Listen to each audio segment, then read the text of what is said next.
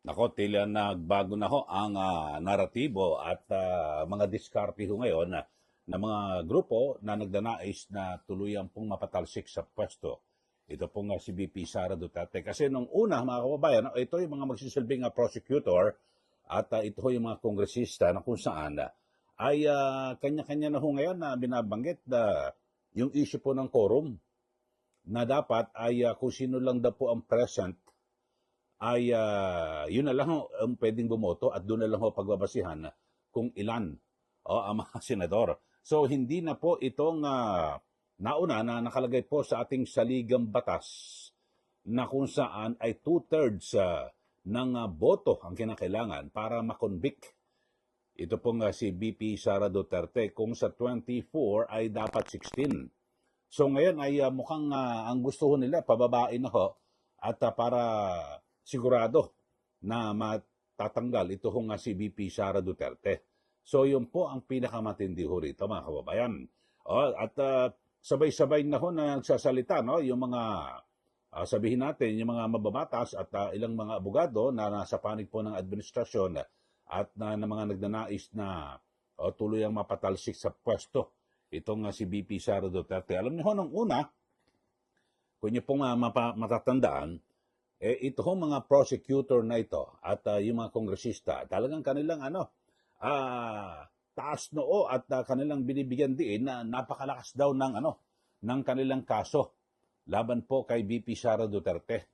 Pero ngayon ay napag-isip-isip nila ito ho, hindi dito natin tirahin sa kasi numbers game yan sa numero, sa quorum. Ito na, nakadiyos ko po. Ito, panoorin ho natin kasi itong si nag-post si Congresswoman Jerbil Luistro ng ng Batangas at siyang chairperson ng House Committee on Justice. Ang sabi niya hindi na raw po yung 2/3 kundi kung ano yung quorum mo nga at kung sino present, yun na raw po ang dapat na pagbasihan ng sinasabing abotohan diyan po sa sa Senado. So hindi na po 16. Grabe ho, mga kababayan, no? So, nabago na ho yung maliwanag po sa ating saligang batas.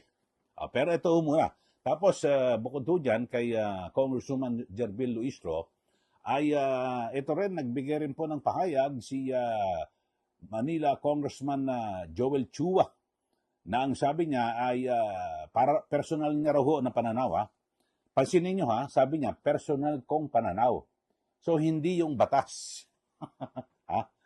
Ito pakinggan ho natin itong si Congressman Joel Chua at ang sinasabi niya sa kanyang personal na pananaw pero hindi sa umiiral na batas. Panoorin po natin, mga kababayan, si Congressman Joel Chua.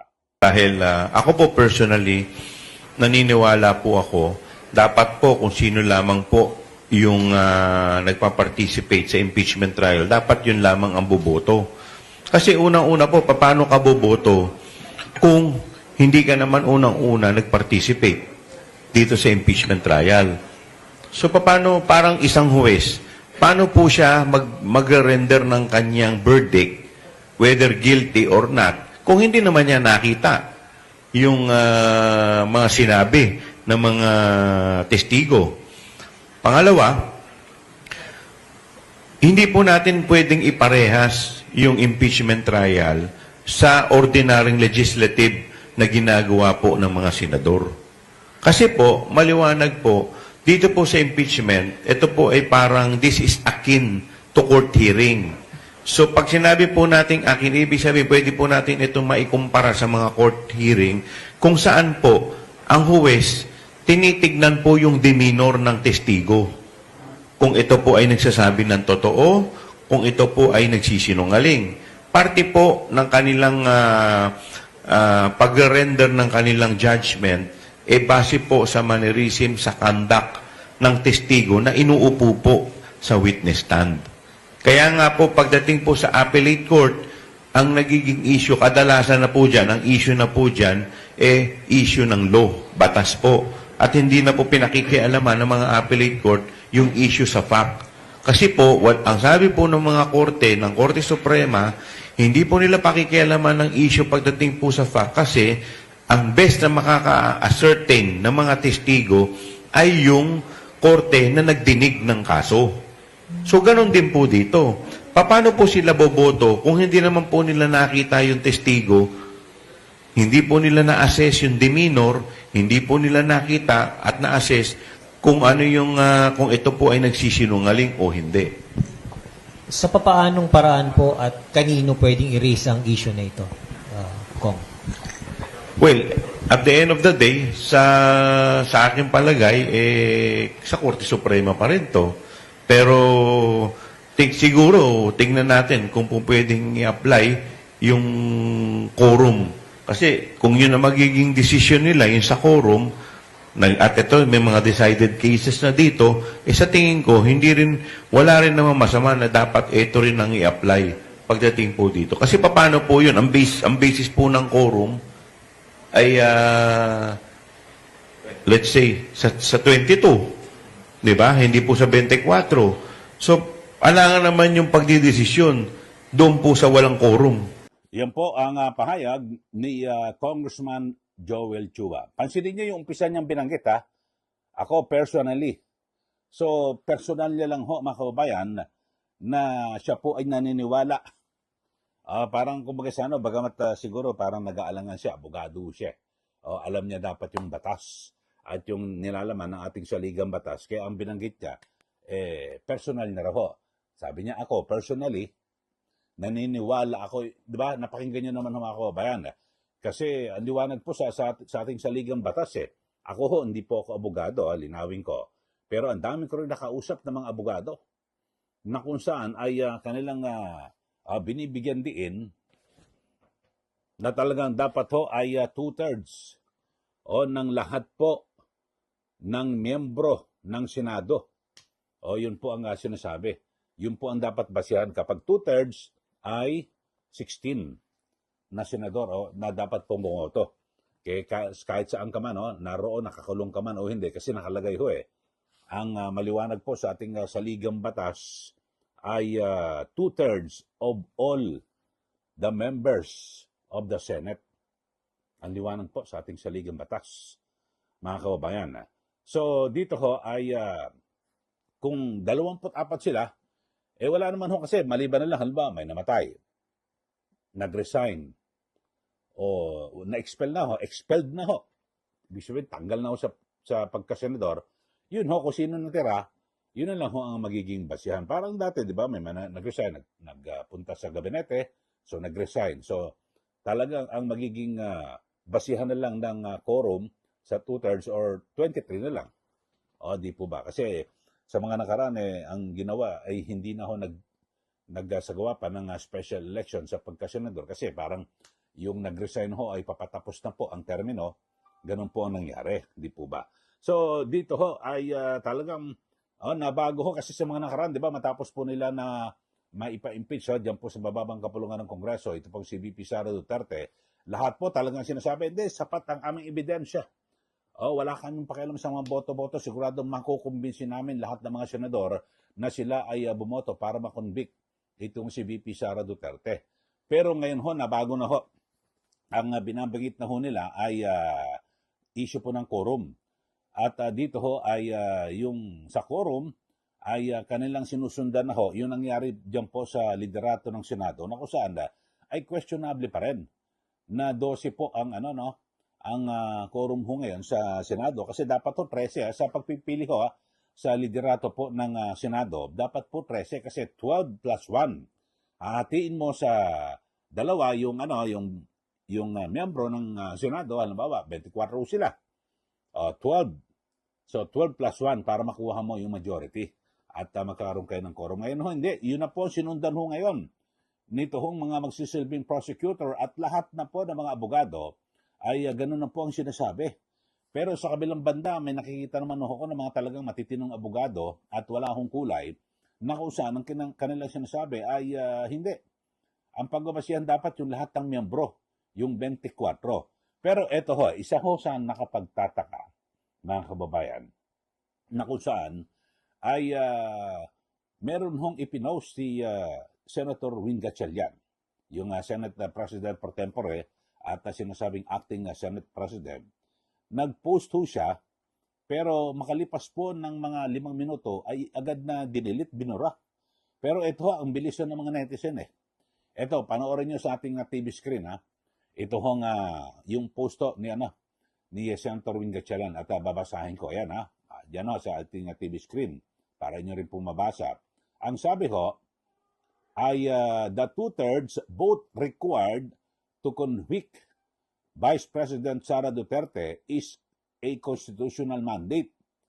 It is not affected by any internal, it is not affected by any internal Senate leadership arrangement or dispute. So, ito hong 2/3 vote daw ho ang kinakailangan para makonvict ito pong si VP Sara at hindi ra po ito affected o makaka-apekto sa anumang nangyayaring gulo diyan po sa Senado. Ito nakalagay ho sa Article 11, Section 3, Paragraph 6 ng 1987 Constitution. Ayan, basahin niyo po sa TV screen ha. Ito ho nakalagay 1987 Constitution states unequivocally that no person shall be convicted without the concurrence of 2/3 of all the members of the Senate. With the Senate's membership fixed. Sabi niyo, fixed at 24. The conviction threshold is 16 votes.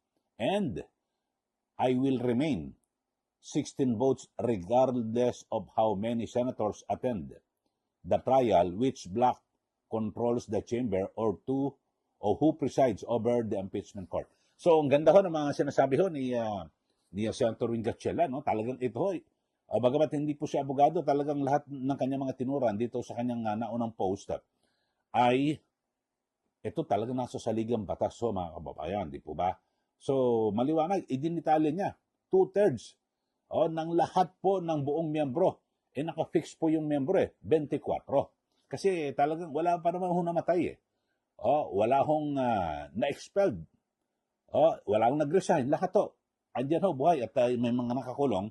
Kasi ang sinasabi, hindi na kontrolado Natatawa ako rito kay Yusek Claire Castro na parang hindi abogado.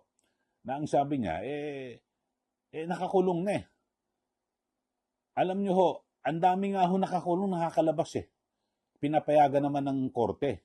Di ba? Baka ito pa pwede rin mapayagan. Ibig sabihin, nasa jurisdiction pa rin siya ng Pilipinas kasi nasabi, wala na rin po sa jurisdiction ng Senate. Hindi pa pwede. Meron pa rin ho kasi, ang dami nga ho, iba nga nagpaano na, sumakit ang ngipin Pumunta sa dentista, pinapayagan lumabas ng kulungan di ba? May naramdaman. Pupunta sa doktor, pupunta sa ospital. Eto. Pwede. So, hindi mo tatanggalin na zero yung posibilidad. Di po ba? So, maliwanag ho at ito, sinasabi ho ni Senator Win Gatchalian, yung pre-trial conference is set for June 18. Both the Duterte camp and the House prosecution panel have been directed to submit their pre-trial briefs by June 15 and a trial proper is scheduled to begin on July 6, 2026. Ito ho ulitin niya, inulit niya ho. Basahin niyo ho The constitutional threshold, 16 votes, will be faithfully observed. Malinaw ang saligang batas. Ang ating tungkulin ay sundin ang konstitusyon at yon ang aming gagawin. Ang ganda ho ng naging pahayag dito ni Senator Win Gatchalian ho, mga kababayan. Maliwanag na maliwanag ho Yung kanya sinabi na basa nyo naman ho. Pero makalipas po ng 5 minuto ay binura po sa kanyang account. Ano ho kaya ang dahilan? Baka may nakabasa, Senator, ang naratibo na natin, iba na. Huwag mo nang babanggitin yung huwag mo nang kilalanin yung 2/3. 2/3 na yan. Dito tayo sa sa bagong quorum na diyan sa Senado na ginagawa natin na 12 kayo, na may quorum kayo. Hindi na 13. So, burahin mo yan. Baka ganun na sabi. So, nabura ko, binura. Pero ako, believe ko rin kay Senator Gatchalian talagang kahit hindi abogado, sabi niya, 2/3 vote. required to convict VP Sara Duterte. Pero bakit ito nagbago? Baka may nagsabi o sumita. Senator Win, wala, matatalo tayo niyan. Ayusin mo, burahin mo. Kasi ang magiging naratibo ngayon at sinimula na just mababang kapulungan, itong sina Luistro at Chua, eto na, ganito na, may bago na. Kung sino lang ang present, yun na ang pagbabasihan ng kung sino lang mga pwede bumoto, yung present lang sa paglilitis. So, ganun na ho, makakababayan. Kasi kung hindi siya nag-post ho niyan, okay na ho, wala ho, di ba? Pero nag-post ibig sabihin talagang naniniwala sa umpisa pa lang. Kasi nung una pa man, mga kababayan, talagang yan ang pinag-uusapan. Kasi alam niyo ho, kung magiging ang dahilan, ito basihan na kung sino lang ang present, ang gagawin ho ng ating pamahalaan, ng sangay po ng ehekutibo, gusto nilang may mapatalsik na na sa pwesto, VP Sara, lahat ng mga senador na kanilang kalaban o nasa oposisyon, pagkakasuhan na yan. Sige, kasuhan na lahat yan, ikulong para hindi sila maka-attend sa trial. So, pwedeng iganon tapos bahala na sila kung ma-absuelto. At least kung yung ating isinampang kaso hindi ganun kalakas, basta makulong ang mga yan. Tapos, pag napatalsik na, yung gusto nating patalsikin, halimbawa kay VP Sara Duterte, babayaan mo na sila kung makalaya sila dahil sa kumahina yung ating kaso. So, napatalsik na. So, ganun ho. Pero ang liwanag ho kasi sa ating saligang batas alam mo, yung equal na yung patas na pagbibigyan ng protection sa lahat. Kasi hindi ho pwede na ganyan. Kaya naka-fix ho ito O ilan ba senador natin? 24. So, lahat ng mga miyembro, doon ho ang pinagbabasihan kung ilan ang quorum. Kung ilan ho yung dapat nakalagay, maliwanag ho, 2/3 Pero isa lang ang sagot ho rito. Ano ho rito?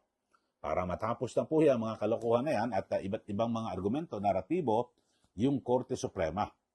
Ewan ko lang ho kung ang Korte Suprema ay hindi po makukonsensya na agad po silang kumilos at tigilan yung mga ganitong maliho na direktang paglabag sa ating saligang batas, mga kababayan. Maliwanag na maliwanag ho di po ba?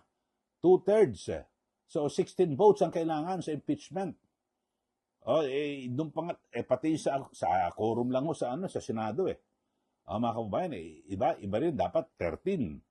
So, maliwanag ho sana na gumalaw na po ang Korte Suprema kasi pero sabi nga ni Senator Marcoleta ang kanyang paniniwala at persepsyon ay maaring dinidribble ho ng Supreme Court yung kanilang mga desisyon o mga paggawa po ng hakbang tungkol rito kasi sa Nobyembre ay magre-retiro na po ito pong si Chief Justice Alex Hesmundo.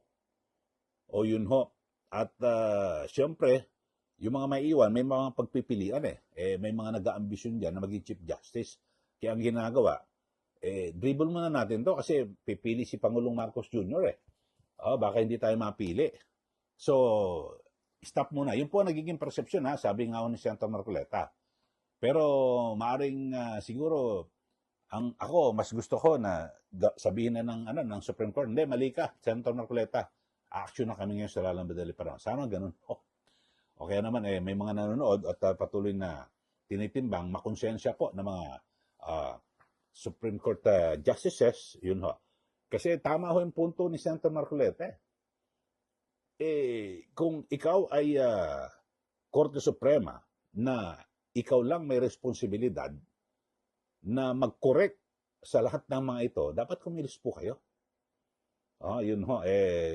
Sana gawin ho nila, yun ho, at mabagabag ho sila sa naging pahayag ni Senator Marcoleta at ng iba pa ho ng mga kababayan natin na kung saan dapat kilos na po.